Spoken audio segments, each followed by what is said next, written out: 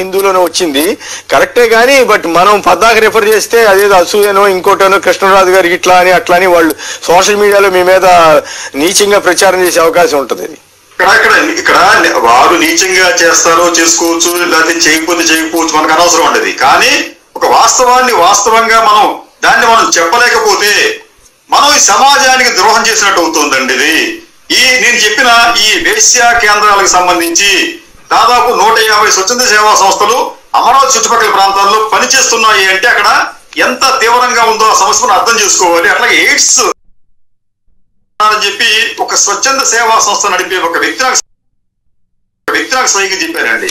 కాబట్టి దాన్ని ఇప్పటికైనా కానీ వీళ్ళు దేవతల రాజధాని అని చెప్పి చెప్పడం మానుకోవాలి. నిజానికి దేవతలకు వచ్చేటప్పటికి మళ్ళీ అక్కడ ఇంకో సమస్య వస్తుంది. అక్కడ అది హిందూ దేవతలా, లేకపోతే ముస్లిం దేవతల దేవుడా, లేకపోతే క్రైస్తవ దేవతలు అని చెప్పి. కాబట్టి ఏంటంటే ఈ పనికి మాలిన పదాలను వాళ్ళు వాడకుండా ఉంటే మంచిది. రెండోది, వాళ్ళు చెప్పిన దానికి టైమ్స్ ఆఫ్ ఇండియాలో ఎక్కడా ఆంధ్రప్రదేశ్ అమరావతిలో వేసులు ఉన్నారని రాలేదు. అటువంటి పదాలు ఎక్కడ దాంట్లో లేవు. దేశవ్యాప్తంగా అన్ని రాష్ట్రాల గురించి రాస్తూ ఆంధ్రప్రదేశ్ రాష్ట్రం గురించి కూడా రాయటం జరిగింది. ఫస్ట్ కర్నూలు ఏది ఆంధ్రప్రదేశ్ స్టేట్లో, తర్వాత కృష్ణ, తర్వాత కడప, అనంతపురము, ఇట్లా కర్నూలు ఇట్లా రాశారు. వీళ్ళు చెప్పినటువంటి విధంగా ఒకటే ఒక ప్రశ్న, అమరావతిలో వేశ్యలు ఉన్నారు అని ఎక్కడైనా అటువంటి ఆర్టికల్ వస్తే, దేశంలోనే అత్యధికంగా ఉన్నారు అనేటువంటి ఆర్టికల్ ఎక్కడన్నా గనక వచ్చి ఉంటే చూపించమనండి.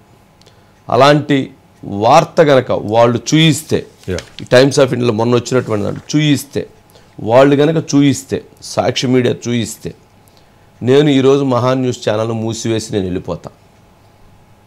అలా చూయించలేకపోతే సాక్షి ఛానల్ మూసివేస్తారా? సాక్షి ఛానల్ మూసివేయటానికి సిద్ధమేనా?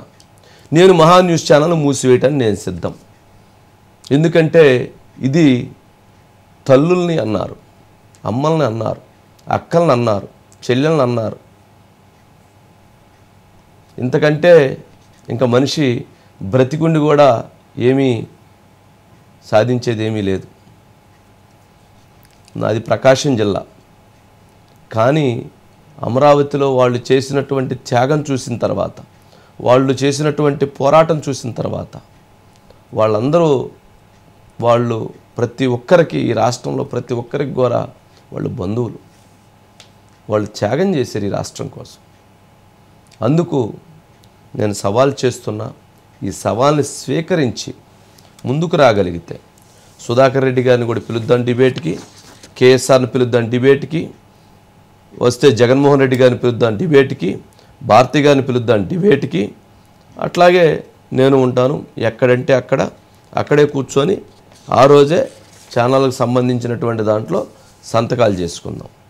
వాళ్ళు కనుక రాసి ఉన్నట్లుగా వాళ్ళు ప్రూవ్ చేస్తే నేను సంతకం పెట్టి ఛానల్ క్లోజ్ చేసి నేను వెళ్ళిపోతా.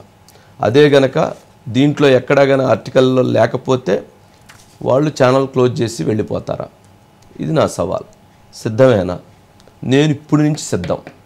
ఇప్పటి నుంచి 72 గంటల పాటు నేను ఎదురు చూస్తూ ఉంటాను. 72 గంటల పాటు నేను ఎదురు చూస్తూ ఉంటాను. నేను సిద్ధంగా ఉన్నాను.